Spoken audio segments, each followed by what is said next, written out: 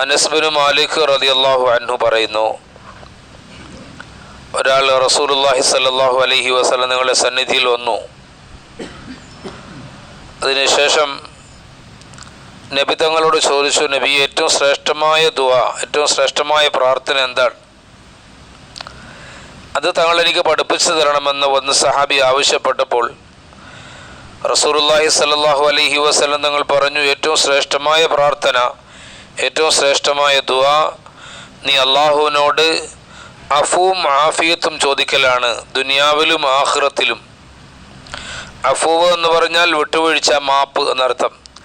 ആഫിയത്ത് എന്ന് പറഞ്ഞാൽ ശാരീരിക സുഖം, ആരോഗ്യം, അത് നീ ചോദിക്കലാണ്. മനസ്സിൻ്റെ സന്തോഷവും ആഫിയത്തിൽപ്പെടും, ശരീരത്തിൻ്റെ ആരോഗ്യവും ആഫിയത്ത് എന്ന് പറഞ്ഞതിൽപ്പെടും. അപ്പോൾ നീ അള്ളാഹുവിനോട് മാപ്പും ചോദിക്കണം, ആഫിയത്തും ചോദിക്കണം.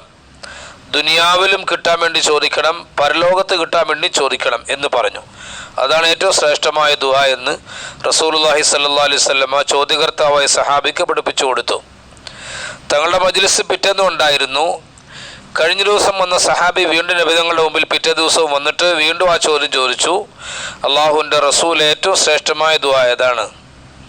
അപ്പം നബി തങ്ങൾ സല്ലല്ലാഹു അലൈഹി വസല്ലം തങ്ങൾ പിറ്റേ ദിവസവും അത് തന്നെ പറഞ്ഞു, അൻ തസ്അല റബ്ബക അൽ അഫ്വ വൽ ആഫിയ ഫിദ് ദുനിയ വൽ ആഖിറ. നീ റബ്ബിനോട് അഫുവും ആഫിയത്തും ചോദിക്കുക, മാപ്പും ചോദിക്കുക, സുഖവും ചോദിക്കുക.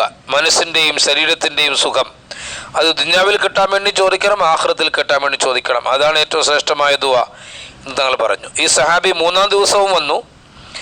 കഴിഞ്ഞ 2 ദിവസങ്ങൾ ചോദിച്ച അതേ ചോദ്യം ചോദിച്ചു. റസൂലുള്ളാഹി തങ്ങൾ അതേപോലെ തന്നെ മറുപടിയും പറഞ്ഞതിന് ശേഷം ഇപ്രകാരം പറഞ്ഞു, നീ ഒരുപക്ഷേ 2-3 പ്രാവശ്യം ഞാൻ ആവർത്തിച്ച് പറഞ്ഞപ്പോൾ നിനക്ക് സംശയം ഉണ്ടായിട്ടുണ്ടാകാം, ഇതാണോ ഏറ്റവും ശ്രേഷ്ഠമായ ദുആ, ഇതിനേക്കാൾ വലിയ ദുആ ഇല്ലേ എന്ന് നിനക്ക് സംശയം ഉണ്ടായിട്ടുണ്ടാകാം എന്ന് പറഞ്ഞിട്ട് റസൂലുള്ളാഹി മറുപടി നൽകി.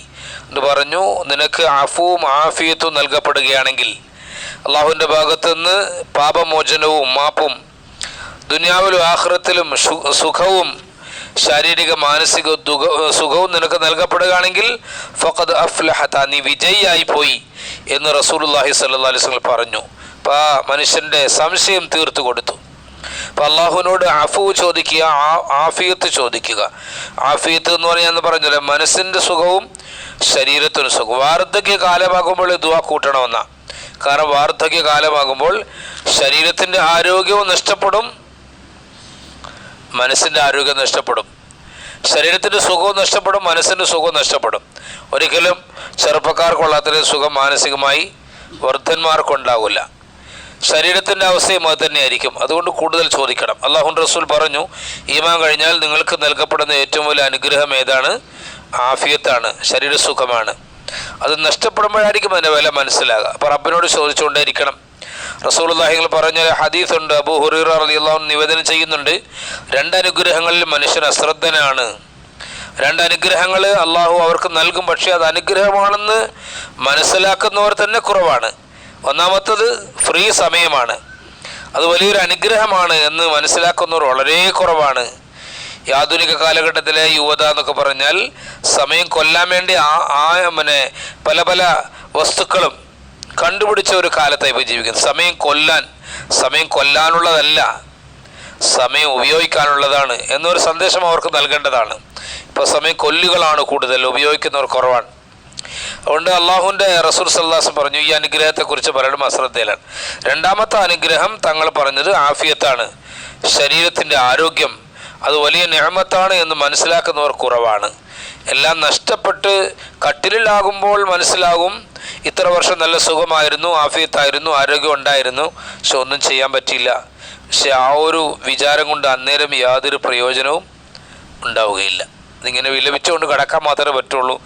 ആ വിലപിക്കുന്ന അവസ്ഥയിൽ തന്നെ ലോകത്തോട് വിട പറയുകയും ചെയ്യും, ഒരു പ്രയോജനമില്ല. പക്ഷെ ഇപ്പോൾ ആരോഗ്യം ഉള്ളപ്പോൾ അതിനെക്കുറിച്ച് ചിന്തിക്കണം. അതാണ് ശരിയായ ബുദ്ധിമാൻ എന്ന് റസൂലുള്ളാഹി തആല പറഞ്ഞു. അതുകൊണ്ട് ഈ കാര്യങ്ങൾ ചെയ്യാം. 1 ആഫിയത്ത് മനുഷ്യന് ഉപയോഗിക്കുക, 2 ആഫിയത്ത് നിലനിന്ന് കിട്ടാൻ റബ്ബിനോട് പ്രാർത്ഥിക്കുക. പാപങ്ങൾ ഒഴിഞ്ഞു നിൽക്കുക. മനുഷ്യനാണ്, പാപം ഉണ്ടാകും. പൊറുക്കാവുന്ന പാവങ്ങളും പൊറുക്കാൻ മേലാത്ത പാവങ്ങളൊക്കെ ഉണ്ടല്ലോ, അറിയാമല്ലോ. അപ്പം അള്ളാഹു പൊറുക്കുന്ന പാവങ്ങളൊക്കെ പടച്ചവനോട് കൂടുതലായി അഫു ചോദിക്കുക. അല്ലാഹുമ്മ അഫൂന്ന റസൂലുള്ളാഹി തങ്ങൾ റമളാനിൽ പഠിപ്പിച്ച ദുആ, അല്ലാഹുമ്മ അഫൂൻ, നീ മാപ്പ് നൽകുന്നവനാണ്, തുഹിബ്ബുൽ അഫ്വ, അഫുവിനെ ഇഷ്ടപ്പെടുന്നവനാണ്, മാപ്പ് നൽകുന്നത് നിനക്ക് ഇഷ്ടമാണ്, അതുകൊണ്ട് ഫഅഫു നീ എനിക്ക് പുറത്തുവാ, മാപ്പുത. അത് ചോദിക്കാൻ ഇപ്പോൾ റമളാനിൽ മാത്രം ചോദിക്കേണ്ടതൊന്നുമല്ല, എപ്പോഴും ചോദിക്കേണ്ടതാണ്. അപ്പോൾ ഇപ്പോഴും ചോദിക്കുക. ഈ രണ്ട് കാര്യങ്ങൾ ശ്രദ്ധിക്കുക. അല്ലാഹു തൗഫീഖ് നൽകുമാറാവട്ടെ. സുബ്ഹാനല്ലാഹി വബിഹംദിഹി സുബ്ഹാനക്കല്ലാഹുമ്മ വബിഹംദിക അഷ്ഹദു അല്ലാ ഇലാഹ ഇല്ല അൻത അസ്തഗ്ഫിറുക.